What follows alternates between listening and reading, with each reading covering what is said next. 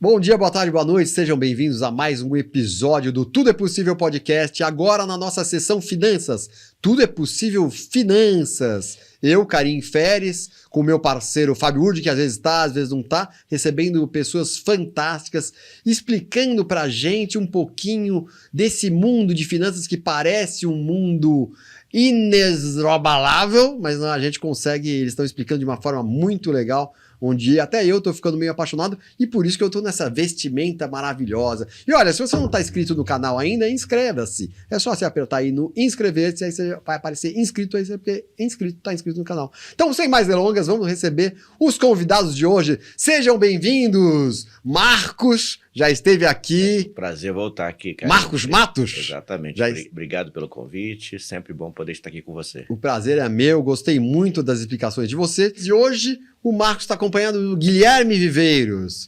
Guilherme, seja bem-vindo. Exatamente, Karen. Muito obrigado pelo convite e é um prazer imenso estar aqui com vocês, podendo explicar um pouquinho do que a gente faz, né, no dia a dia, que é ajudar as pessoas a investirem melhor os seus recursos, né? Olha, Guilherme, seja bem-vindo, muito bem-vindo. E você tem uma missão que já não é fácil, porque teve aqui numa outra oportunidade o seu colega, o Fernando Alarcon. O Fernando, e ele falou sobre renda variável. Eu quero saber de você tudo sobre, eu soube que você é especialista de renda fixa lá da WFlow. Não exato. É? Só que antes de saber, eu quero saber como você é engenheiro também? Engenheiro só civil, tem engenheiro. Só tem engenheiro na WFlow, né? Pelo menos nos últimos aí que apareceram. Como você chegou na parte de finanças, nessa parte de assessoria de investimentos? Eu vim de uma família de engenheiro, né? Engenheiro civil também. E eu me formei em engenharia civil na Federal, na UFRN. Você é do Rio Grande do Norte? Sou do Rio Grande do Norte. Estou aqui há 17 anos, né, em São Paulo. E foi interessante que antes de eu me formar, né, eu descobri que a área financeira era o caminho que eu queria trilhar, né? É mesmo? É muito semelhante ao Marcos. Isso que eu ia falar, né? O Marcos, eu lembro da história dele, ele falando do professor. Exatamente. Então, antes de terminar a minha faculdade, eu iniciei o MBA em Gestão Empresarial, né? Exatamente para poder, quando tivesse terminando a faculdade, já endereçar essa parte de finanças. Que né? Legal. Eu não fui para banco, né? Eu fui para empresa e foi interessante que me abriu muito a mente, né? Na parte de contabilidade, planejamento, investimento, finanças, captação de recursos, tudo isso. E aí, nos últimos 8 anos, é que eu trabalhei em empresas na CCR, né? De concessões rodoviárias, trabalhando com seguros, captação de recursos, tudo isso que eu comentei. E antes de migrar para a área de assessoria financeira, propriamente dito, né? Eu trabalhei com o Roger Agnelli, que era o ex-presidente da Vale, que montou a mineradora junto com o BTG. Infelizmente, teve um acidente de avião, e faleceu a família inteira. Então, foi aí que eu decidi migrar exatamente, empreender na área de assessoria financeira, né? Eu que não tinha carteiras, não vinha de banco, não fazia esse tipo de serviço, mas eu atuava junto aos meus amigos próximos e família, né? Então, eu falei, como eu estou fazendo isso de graça, sem remuneração, agora eu vou fazer profissionalmente. Exato. Então, eu ajudava as pessoas e continuo ajudando, mas o lado bom é que eu passo a receber por isso. Que legal. Então, há 8 anos eu estou na WFlow, na parte de assessoria com os meus clientes, e há 4 anos, vai completar 5 agora, liderando a área de renda fixa, né? Ajudando não só os meus clientes, mas também os 5 mil clientes que a WFlow possui. Que legal, que legal. Então, estou aqui. O Fernando, quando esteve aqui, eles dois me explicaram, o Fernando e o Marcos, a renda variável é basicamente ações e outras coisas, derivativos, outras diversas coisas. E ele me explicou também do risco, papapá. A renda fixa, o que é? Um contrato que você faz fixo, você compra um título, como é que é? Exatamente. Basicamente, a renda fixa é você emprestar o dinheiro para alguém, tá? E os principais tomadores desse dinheiro a gente caracteriza como o governo, né, que faz os títulos públicos, Tesouro Direto, etc., né? Basicamente isso. Os bancos, que emitem os CDBs, LCI, LCA, letra financeira e outros instrumentos. E as empresas, tá? Então, basicamente, isso engloba 99% do mercado, né? Hoje tem alguns instrumentos que você pode emprestar direto através de um intermediário para pessoa física, mas não é o caso, isso é algo muito mais particular e muito pequeno. Então, a gente consegue fazer isso, né? Emprestar para esses 3 tipos de instituições, né? Então, cada um vai ter o seu risco, tá? Maiores e menores. Não necessariamente você emprestar para um banco, você vai ter um risco menor do que emprestar para uma empresa. Vai depender da empresa no qual você está emprestando. Então, hoje, o título que a gente considera livre de risco, né, dentro do Brasil são os títulos públicos em reais, né, porque o governo tem a prerrogativa de, em caso de não houver dinheiro para pagar, ele pode imprimir o dinheiro e efetuar esse pagamento. Ou seja, risco zero. Seria basicamente o risco zero, né? Mas se vier ao caso de o governo tomar uma atitude dessa, sem dúvida nenhuma, a moeda vai se desvalorizar, né? E a inflação vai aumentar. A inflação vai aumentar, então não podemos dizer que é um risco zero, né? Entendi. Então, você vai ter o real de volta. Mas quanto vai valer? Frente ao dólar, frente a outras moedas, vai ter o risco. Tô melhorzinho, né, Marcos? Opa! Vocês estão... Tá valendo. Você estudou do último podcast para cá. Pois é, legal. Vocês, do tema. Vocês que estão me fazendo isso. O CDB é o mais conhecido, que é o Certificado de Depósito Bancário. Exatamente. Que é ele fala, bom, me empresta tanto que daqui a 2 anos eu te devolvo tanto. É isso, basicamente? Exatamente.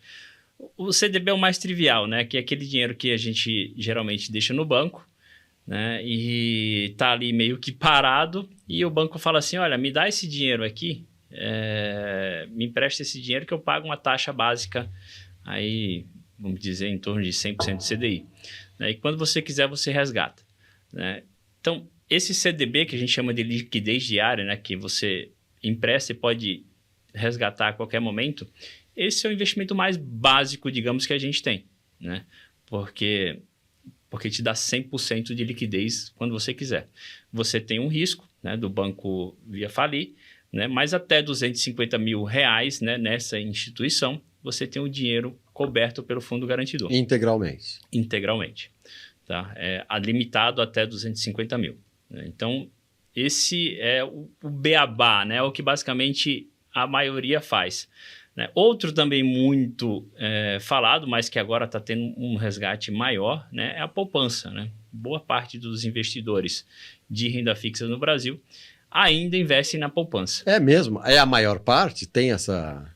Eu não tenho precisamente qual é esse dado. Muita gente ainda aplica em poupança acho hoje? Que quantidade de pessoas ainda é o maior contingente. Porque é fruto da desinformação financeira. Quanto menos informação a pessoa tem, verdade, mais ela tende a ir para a poupança, até porque vem, vou poupar, vou na poupança. Vou na poupança. E aí para o banco é ótimo, né? Que ele te paga um pequeno rendimento e fica com o teu dinheiro. A rentabilidade da poupança é definida por lei, né? Todos os bancos têm o mesmo rendimento, né? E é uma aplicação financeira. Na prática, o recurso que vai à poupança, o banco ele tem que emprestar para quem faz financiamento imobiliário. Isso é definido por legislação, né? O depósito à vista, por exemplo, a grana parada em conta corrente, é uma aplicação financeira. Só que não tem rentabilidade. O dinheiro fica lá, não rende nada. Se o banco quebrar, você está protegido pelo fundo garantidor de crédito até o limite de R$250 mil. E aí você passa a ter outras modalidades, como o Guilherme comentou, de CDB. Então, a maior parte dos investidores nos bancos acaba ficando meio à mercê do que o banco oferece, né? O banco, dentro da sua estratégia, o gerente chega, tem dinheiro aqui para aplicar. O banco quer mais poupança? Vamos oferecer a poupança. O banco quer mais CDB? Vamos oferecer o CDB. Então ele vai vender o que o banco quer. Se o cliente não chega definido o que quer, o banco vai oferecer o que mais lhe convier. E às vezes oferece até coisa que não é investimento, como um título de capitalização, por exemplo. Que é bom para guardar dinheiro, é melhor do que a pessoa não gastar fazer o nada, dinheiro, mas não é investimento. Às vezes oferece um consórcio também como investimento, que no caso também não é investimento. Então, o ruim de você ter pouca informação e ficar à mercê do banco, que normalmente você vai na linha do que vão te oferecer. Eu costumo até brincar, para mostrar a questão da aplicação financeira, que se você empresta dinheiro para um amigo seu, é uma aplicação financeira. Verdade. Dependendo do amigo, vai ter rendimento ou não, né? É Esse verdade. amigo me devolve a que eu te prestei, o outro me devolve aí 10%, mais 10% daqui a 2 meses, né? Verdade. E aí entra numa outra questão importante, que o Guilherme, imagino que ele esteja aqui programado para responder, que é a questão do crédito, o risco do crédito, que é o risco de quem recebeu os seus recursos te devolver. No caso do amigo, se aquele amigo que você encontra todo dia, mora no mesmo prédio, trabalha na mesma instituição, risco é baixo. Se aquele amigo que você não via há 1 ano, apareceu ali, você emprestou dinheiro, não sabe se vai ver de novo, o risco já se torna maior. Então isso é uma coisa importante também para se avaliar na aplicação. Mas como fixa, faz essa avaliação? Porque é banco, a gente está falando de banco, ou não necessariamente banco? Não necessariamente de banco, né? Complementando essa parte de poupança, né? Como o Marcos bem falou, ele tem um cunho social, né? Você empresta para o banco e o banco empresta para quem está querendo financiar. E por isso, naturalmente, a taxa de juros acaba sendo inferior a praticamente, acho que a todos os demais tipos de investimento. Então, é muito mais que uma poupança de cunho social do que propriamente dito um investimento. Algumas vezes, o investimento na poupança não supera nem a inflação, né? Que é a perda de dinheiro, a perda monetária, né? ao longo do tempo, né? Que é a inflação. Então, como eu disse, você pode investir, emprestar o dinheiro para basicamente essas 3 tipos de instituições, né? E cada tipo de investimento vai ter o seu risco, tá? Basicamente, a renda fixa tem 3 tipos de risco. Tá? O primeiro é o que a gente fala, risco de não pagamento. Né? A gente fala que o governo tem esse risco de não pagamento. Que né? é muito minúsculo. Que é minúsculo. Existe, mas se você emprestar em dólar para o governo do Brasil, já não considera um risco livre de risco. Tá? É um investimento que tem um risco que é soberano, né, do Brasil, mas pode ser que o Brasil, no momento, não tenha dólar e acabe não efetuando os pagamentos. Isso já ocorreu no passado relativamente recente. Né? Então, chama isso de risco de crédito. Tá? O segundo risco é o risco de liquidez. Tá? Como a gente pode falar isso? Um CDB é extremamente líquido porque o banco tem lá os seus controles e consegue dar liquidez exatamente caso necessário. Mas a gente pode ter também, dentro dos títulos de crédito privado, que você no qual empresta para a empresa, tá? Isso tem que ser muito bem avaliado caso você venha a investir em títulos de crédito privado de empresa. Tá? Isso é um risco que tem que ser levado em consideração. E o risco, basicamente, de mercado. Tá? O que é o risco de mercado? Né? As oscilações que o mercado tem, né? Que a gente fala assim, o mercado ele flutua, né? Ele funciona como ondas, né? Tem uma hora que a taxa de juros está alta, tem uma hora que o mercado está com a taxa de juros baixa. A variação cambial também? Também influencia na política monetária. E os títulos, né? Quando a gente fala também o crédito junto com o mercado, faz com que os títulos tenham uma oscilação, caso você queira vendê-los. Tá? Na hora da contratação, você comprou a 10% ao ano, e se você ficar até o final, você vai receber os seus 10% ao ano. Mas, se você resolver vendê-los, tá? Tem ativos que não têm liquidez, tá? Isso aí você não conseguiria vendê-los, e tem ativos que têm liquidez, tá? Esse você poderia vendê-lo. Aí vai entrar no risco de liquidez, né? Como eu provavelmente disse. E se você vendê-los, você pode não receber os 10% proporcional, tá? Porque a situação de mercado pode estar pior do que quando você contratou. Então, você acaba recebendo uma rentabilidade inferior ao que você contratou, caso você venda ele no meio do caminho. Então, isso é interessante, porque muitas vezes a gente pensa que a renda fixa não tem oscilação. Né? Mas renda fixa, dependendo do tipo da renda fixa que você contratou, ele pode sim ter oscilação. Então, por isso a importância de você ter um assessor financeiro para dizer qual o melhor tipo de renda fixa a ser feita. Tá? A gente tem basicamente 3 tipos de indexadores na renda fixa. A gente tem o CDI, né, que ele é corrigido diariamente, tá? O Banco Central define uma taxa básica de juros e ele ali vai acompanhando basicamente a taxa de juros dia a dia. É certificado de depósito Interbancário. interbancário. Exatamente. Você tem os ativos que é mix, que é inflação mais uma taxa pré-fixada, e você tem um ativo que é 100% pré-fixado, que foi o exemplo dos 10% que eu te comentei. Uhum. Então, cada um ele vai funcionar de uma maneira e estratégia independente. Então, o assessor financeiro, na hora que a gente fala assim, a renda fixa não tem mais atratividade. Bem, peraí, vamos com calma, vamos entender qual o tipo de renda fixa que não está mais atrativo. E se a gente traz para o Brasil, né, o Brasil tem é a segunda maior taxa de juros real. O que é isso? É a taxa de juros acima da inflação no mundo. Então, só está perdendo atualmente hoje para o México. Tá? Durante muito tempo, ele foi o líder nessa... Então, são países que é bom aplicar, né, e até deve vir investidores estrangeiros para aplicar aqui. Exatamente. Então, o Brasil hoje, por ter uma taxa de juros alta, né, e ainda é um país considerado especulativo, né? E aí o que incentiva mais, basicamente, eu falo incentiva, né, essas oscilações de mercado, né, que fala assim, quando um investidor internacional grande vem, ele pressiona o mercado, e quando ele vai embora, também.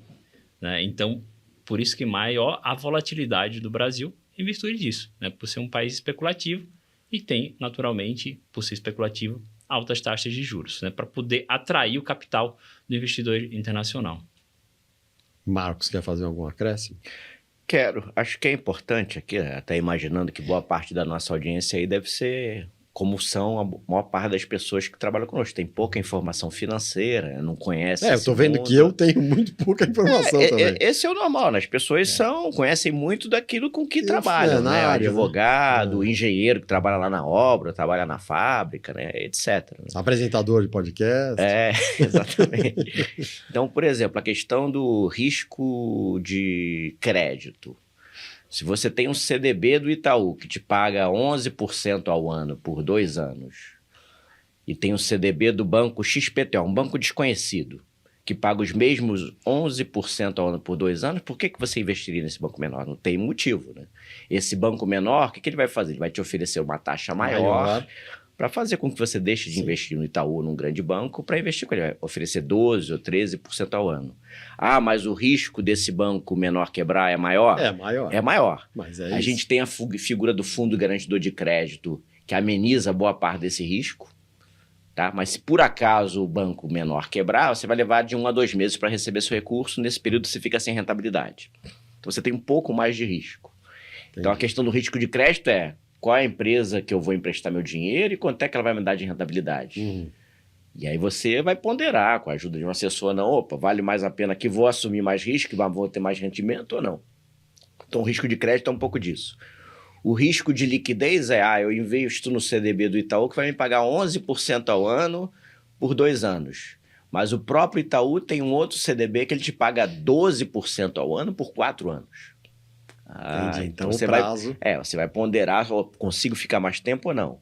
Se você vai no 12% por 4 anos e vai sacar antes, você pode render menos do que os 11%, dependendo do momento que você saque. Ou seja, você tem que avaliar bem, planejar bem no momento de celebrar a contratação. Isso. Vou precisar desse recurso ou muito provavelmente não? Aí você toma a sua decisão de investimento, né? E o risco de mercado, por exemplo, você pode fazer um CDB pré-fixado 11% ao ano por 2 anos. E você faz um outro CDB, você pode fazer um outro CDB que rende inflação mais 7% ao ano por 2 anos. Aí hoje a inflação está mais ou menos em 3 ou 4, 3 a 4 mais 7, está parecido. Mas eu acho que a inflação vai ficar baixa em 2 anos. Vai que acontece algo inesperado, a inflação dispare, como aconteceu na Argentina, na Venezuela, a inflação passa a ser de 10% ao ano.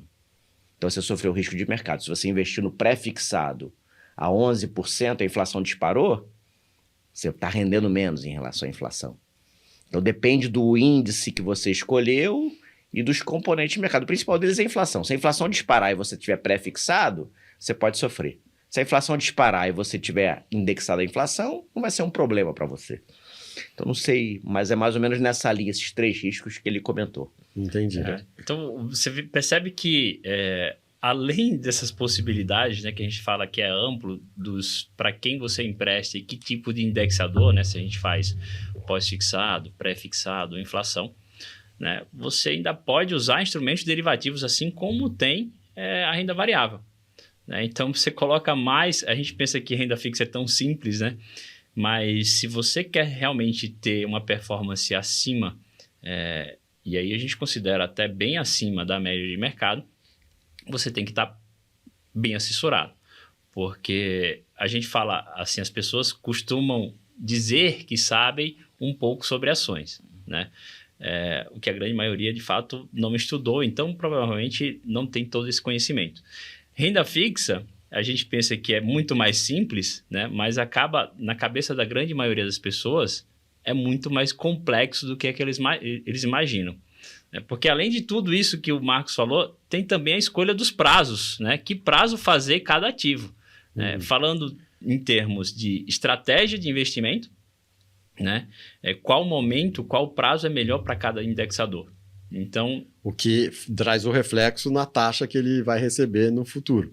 Exatamente. Então, você faz uma taxa pré-fixada. Tô entendendo. Ó, Marcos, vocês estão me ajudando. Tem futuro. A minha vestimenta já tá. Eu quero chegar no $1 milhão. Boa. É isso mesmo. Então, o processo de investimento, junto com a assessoria WFlow, né, a gente, de fato, procura dizer para o cliente, olha, qual o melhor tipo de indexador, qual o melhor tipo de quem vai tomar o teu recurso, né? E qual o prazo, que é importantíssimo. Então, fazer um pré-fixado hoje por 10 anos pode ser muito risco. A inflação pode ir para 15, como o Marcos mencionou. Ou então, talvez o pré-fixado hoje talvez não faça tanto sentido. É melhor ir fazer uma inflação. Para que prazo a gente faz inflação? Para 15 anos, igual emprestar para o governo? Não, talvez nem tanto. Então, esse minimalismo é que é importante passar para os investidores para eles ter aquele fato que ele ganha adicional, por o assessor realmente entregar um serviço e o cliente ter um benefício. Tá? A pessoa que decide, vou fazer um título público, o título público pode ser de 1, 2, 5, 10, 15, 20 anos. Então, assim, qual o melhor título público a fazer nesse momento? Então vou decidir título público. Bom. Então, você decidiu uma parte do seu... Isso. Que ainda tem a questão do prazo. As subopções ali. Tem um prazo e tem o tipo do indexador. Então, você vê qual o nível de complexidade, né? Então, a gente chega o momento de dizer realmente qual é o prazo, qual é o indexador e o momento também de sair, né? Fala assim, olha, está na hora de mudar a estratégia. Então, agora está bom de mudar a estratégia. Entendi. Agora está ruim, a gente tem que esperar. Então, tudo isso é o papel que a gente faz na WFlow para entregar uma performance melhor e mais segura para o cliente. Né? Então, a gente, quando eu falo a gente, eu, claro, leigo, a gente imagina, bom, o renda variável tem um monte de, né, variável, ação, tem um monte de pontos, de requisitos, enfim, que você precisa entender ali. Agora, pelo jeito, o renda fixa também. Também. Que é uma coisa que eu não quer dizer, talvez tenha imaginado, mas enfim, não sabia que tinha tantas minúcias assim, tantas peculiaridades. E tem algumas oportunidades também. Vou até citar, de uns 10 anos para cá, começou-se a falar, foi disponibilizado o Tesouro Direto. Talvez você já tenha escutado falar, né? E muitas pessoas falavam. E efetivamente foi algo bom que aconteceu, né? Porque permitiu ao pequeno investidor, aquele que tem um dinheiro pequeno para investir, sei lá, R$100 por mês, R$500 por mês, R$1.000 por mês, investir de uma forma mais barata em relação ao que ele tinha acesso nos bancos. Com esse nível de recurso, normalmente ele aplicava num fundo do banco que tinha 2% de taxa de administração, 3% de taxa de administração. E a taxa de administração é algo que vai comer uma parte do saldo dele ao longo de todo o ano. Então o Tesouro Direto trouxe essa bela vantagem, né? Só que acontece... Ao mesmo tempo que outros investidores, ou alguns mesmos investidores, começaram a ter acesso a fazer investimentos através de corretoras, como a XP, no caso da WFlow, ele passou a ter acesso a ativos isentos de imposto de renda para pequeno valor. Então, o Tesouro Direto já era uma vantagem em relação ao que se tinha no banco. Mas o Tesouro Direto, você paga imposto de renda sobre a rentabilidade. Você paga de 15% a 22,5% da rentabilidade em imposto. De 15% a 22,5% do que você ganha, além do que você aplicou, Você fica paga. de imposto. Através de corretoras, e mais recentemente até nos bancos mesmo passou a ser possível, você consegue investir em LCAs e LCIs, que são ativos muito parecidos com os CDBs, só que são isentos de imposto de renda. São do Tesouro Direto? Não. Não, é O outra Tesouro coisa. Direto é você estar emprestando para o governo federal e sempre tem imposto. LCAs e LCIs são emitidos só por bancos. Também tem a proteção do Fundo Garantidor de Crédito, mas são isentos de imposto. Imagina você passar até a oportunidade de investir, de aplicar no investimento em que você não tem 15 a 22,5 de mordida do leão. Por que tem esses produtos que são isentos de impostos?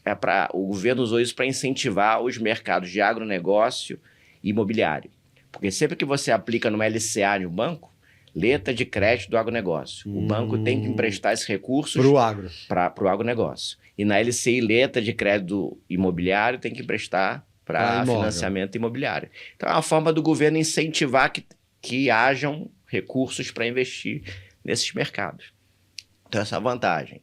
Para clientes com valores maiores, tem os CRAs e os CRIs. O Guilherme pode comentar um pouco, que também é isento, são isentos de imposto de renda. CRAs, o que é? Não é que você chora em inglês. CRAs. Você não. aplica e nunca mais vê o seu dinheiro. Contrário. Pelo contrário. Então me explica o que é que eu nunca ouvi falar nisso. Quando a gente entra no mundo de empresas, né, para emprestar para empresas, as oportunidades são tão grandes quanto o mercado de ações.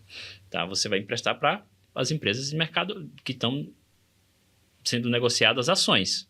Mas esse empréstimo é através de banco. É através de uma corretora, você tem uma câmara de compensação que faz esse controle de quem detém o CRA. Né? O CRA é um certificado de recebível do agronegócio. Muito semelhante à LCA. Né? Você empresta para uma empresa que vai ter custos atrelados ao agronegócio. LCA é de banco e CRA de empresa não bancária. Tá. De empresas. Então, esses instrumentos também foi para incentivar as empresas, né, a captarem recursos junto aos investidores, pessoa física ou pessoa jurídica, diretamente. Então, você não tem um intermediário ali, que é um banco, você dá o dinheiro para o banco administra e que empresta para a empresa. Não, você empresta direto para a empresa. Eu nem sabia que podia isso no Brasil. Existia isso. E isso é maravilhoso, por quê? Porque você tende a ter uma rentabilidade maior, né? Você está emprestando diretamente para a empresa, só que isso vem junto com uma análise muito mais detalhada. Você precisa analisar o risco da empresa. Claro. Né? Porque não tem um fundo garantidor de crédito. Não Se tem. você Se ela coloca quebrar, na quebrou. empresa e ela quebra, você vai Quebrou. entrar na massa falida. Ali. Então, é importante isso que ele está comentando. Então, isso é o mais importante. Assim, na WFlow, a gente faz um trabalho, que a gente tem um comitê de investimento, que a gente analisa as empresas, né? E todo mundo dá o seu voto, né, dentro desse comitê para dizer se pode ou se não pode trabalhar com os nossos clientes. Desculpa, só um parênteses. Quantas pessoas tem nesse comitê? São 7 pessoas. 7 pessoas. Então, fora o que a gente já recebe dentro da própria corretora XP, que já tem um filtro muito bom. Ah, tá. Então, a gente faz... vale a pena a gente oferecer para os nossos clientes esse risco que a gente está trabalhando? Então, tem centenas de ofertas durante o mês. Né? E a gente tem que selecionar as melhores para os nossos clientes. Tá? Então, a gente faz esse comitê exatamente para minimizar o risco de crédito, né? Que é o do não pagamento. E também inclui também a parte de liquidez, tá? Para oferecer, de fato, o melhor para os nossos investidores. Então, a gente faz tudo isso para, assim, olha o nível de complexidade para dizer, olha, você está emprestando para uma empresa... Vou dar um exemplo aqui. Raizen, né, que é uma gigante do mercado agro, né? Dos postos Shell. Dos postos Shell. Dos postos Shell. Postos Shell, açúcar e álcool. Então, ela tem, dentro de um grau de risco nacional, é o que a gente chama de AAA. É o nível máximo, o melhor nível de risco de crédito. Então, na hora que a gente passa para o mercado internacional, ela tem um nível de risco superior ao do Brasil. É mesmo? Então, olha que interessante. Na hora que você vai emprestar para uma empresa, cara, se a gente olhar ela em escala internacional... É mais garantido do que... Ela tem um risco melhor do que o próprio Brasil em escala internacional. Então, assim, não é que você está tomando risco maior, não.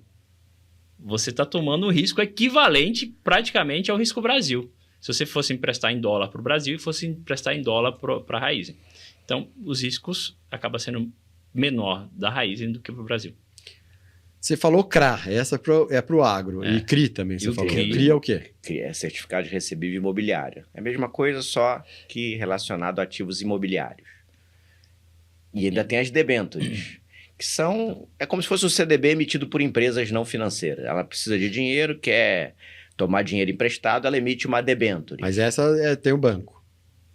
Não, na verdade o banco só ajuda a empresa a fazer essa emissão do título. Entendeu? A distribuir. É como se você emprestasse diretamente para a empresa. Então você tem que fazer análise de crédito. Uma coisa é você emprestar para a Raizen, outra coisa é você emprestar para... Hoje a gente pode falar para as lojas americanas. Antes ninguém falava. Ou emprestar para a padaria da esquina, né?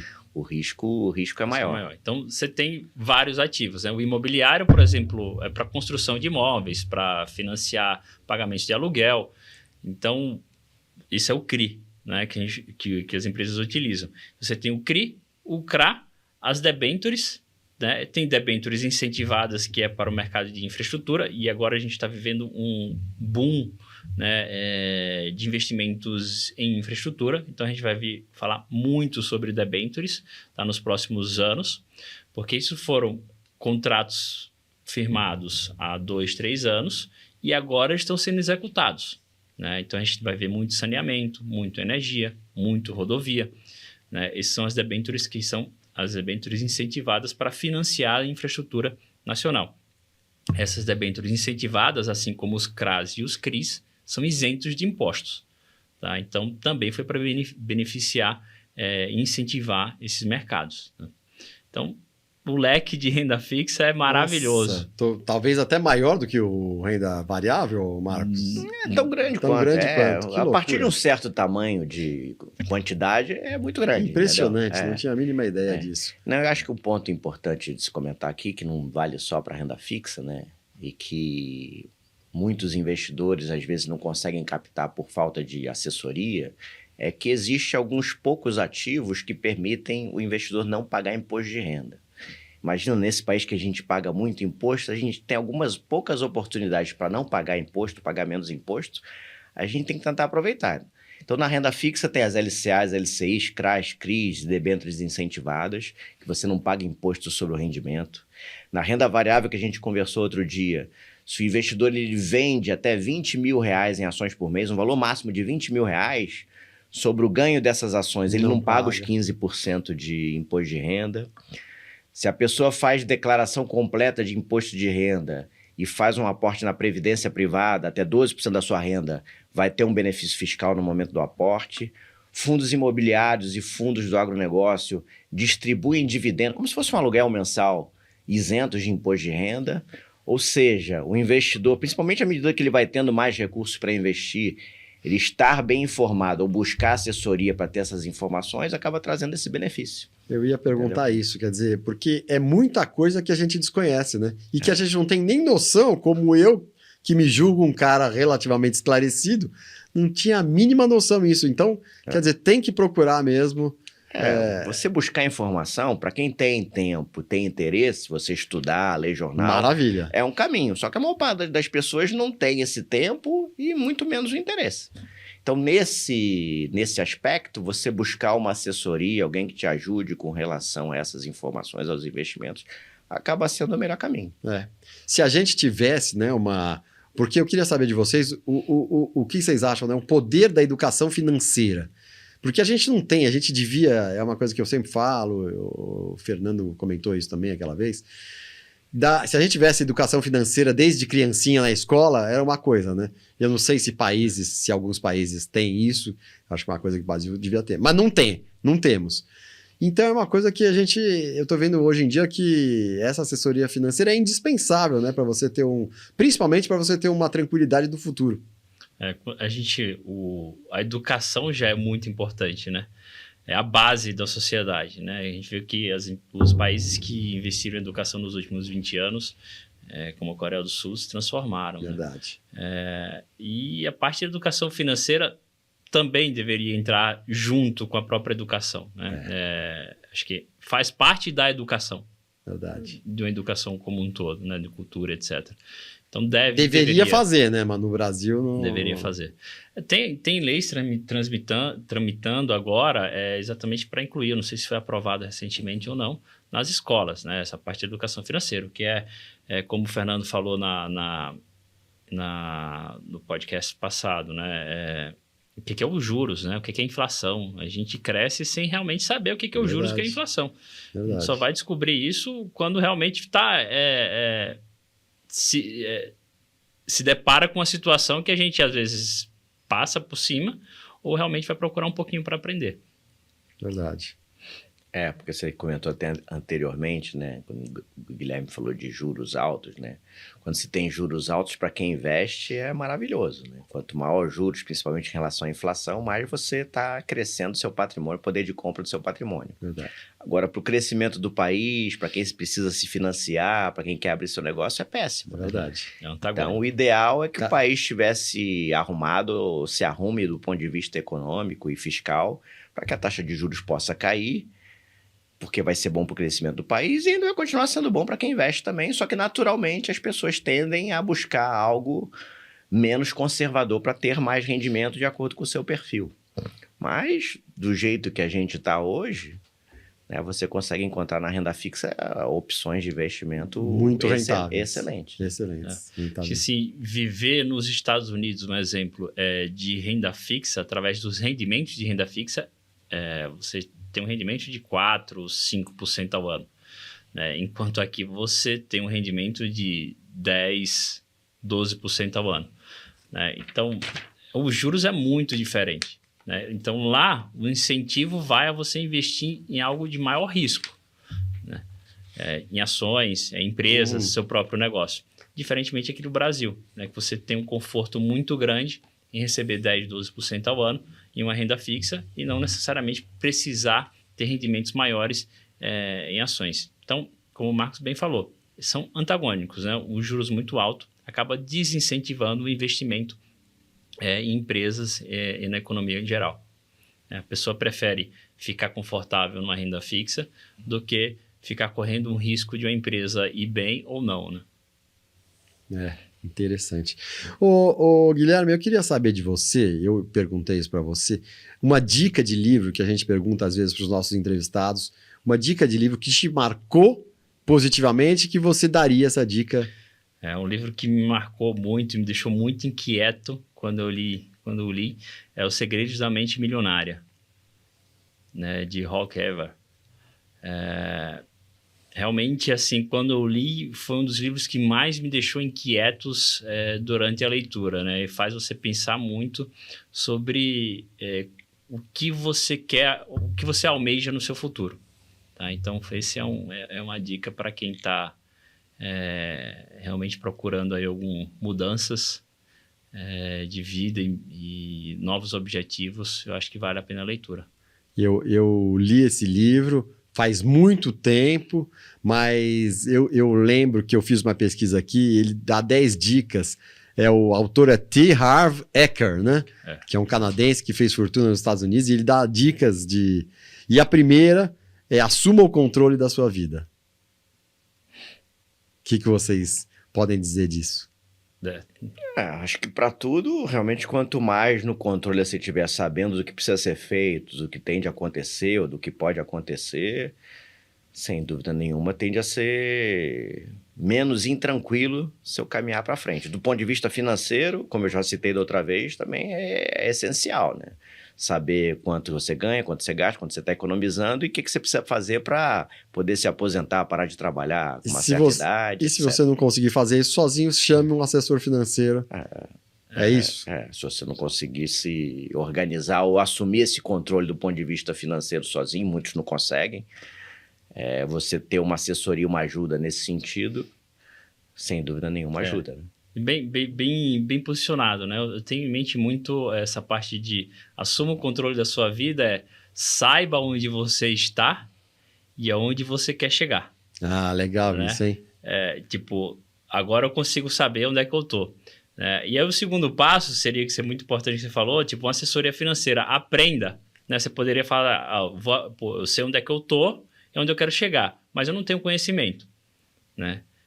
No caso de finanças, você pode contratar alguém, né? No caso de um profissional de carreira, o que é que eu preciso aprender para poder alcançar um novo cargo, né? No caso de finanças, você pode estudar, mas realmente, como a gente viu, a quantidade de informações é muito grande e o mercado muda constantemente. Que loucura. Então, você pode contratar, ter um assessor financeiro, né? Para te ajudar aos investimentos. E aí, saber para você chegar no seu objetivo financeiro, né? Lá na frente, que é que você se planejou, né? O seu objetivo, você faz todo esse caminho. E aí você tende a ser uma pessoa que realmente vai conquistar o que realmente você almeja, né? Então, Guilherme, a gente está caminhando para o final e eu queria aproveitar isso que você está falando. O Marcos, naquela vez, eu pedi isso e eu queria que desse um conselho sobre as pessoas que ainda têm dúvidas sobre essas possibilidades da vida, e seja no lado financeiro, especialmente no lado financeiro, né? Então, olha para essa câmera aqui e, por favor. Bom, eu acabei me antecipando, né? Um pouco as palavras, exatamente sobre menção nesse livro, né? Eu acho que o fundamental é você saber onde é que você está, né? Onde é que você está e aonde é que você quer chegar, né? O caminho, você vai traçar um plano, né? Esse plano, com certeza, ao longo da vida, ele vai ser alterado, né? Nunca é uma linha reta, né? A gente traça uma linha reta e chega e se depara com diversos conflitos e dificuldades que a gente tem que mudar o nosso plano, né, de carreira. E também nos investimentos, né? As taxas de juros mudam, os negócios mudam, o que era bom deixa de ser bom, o que era ruim passa a ser bom, tá? Então, isso é natural na nossa vida financeira. E também na carreira, né? E aí, quando você realmente chegar lá, muitas vezes você acha que chegou, né? Às vezes trabalha um pouquinho mais para ficar realmente, para bater o martelo e dizer, bom, cheguei e alcancei. Maravilha, muito bom. Marcos já esteve aqui uma outra vez, está voltando essa segunda vez. Guilherme Viveiros, muito obrigado. Olha, trouxe um pouco de luz aí na minha ignorância, que eu percebo que era profundíssima, agora está só profunda. Mas adorei realmente, é um assunto que a gente sente vontade de cada vez entender um pouquinho mais. E é isso aí, pessoal. Eu sou Karim Feres, esse é o Tudo é Possível podcast Finanças, em parceria com a WFlow, ouvindo esses ensinamentos maravilhosos, para mim, que eram coisas de grego aí que eu não estou conseguindo entender um pouquinho mais. Se você gostou desse vídeo, desse episódio, vejam outros aí, tem outros muito interessantes. Então, obrigado, Marcos Matos, Guilherme. Obrigado a você. Eu sou Karim Feres, nosso parceiro Fábio Wood. O Tudo é Possível Podcast, a nossa plataforma principal é o YouTube, mas também estamos nas plataformas de áudio, como Spotify, Deezer e outras. Nas redes sociais também estamos no Instagram, Facebook. E é isso aí, pessoal. Bora ser feliz. Abraço para todo mundo. Obrigado. Obrigado, Guilherme. Obrigado a você, Karim. Obrigado, Prazer Marcos. novamente. Obrigado. Valeu, pessoal. Até.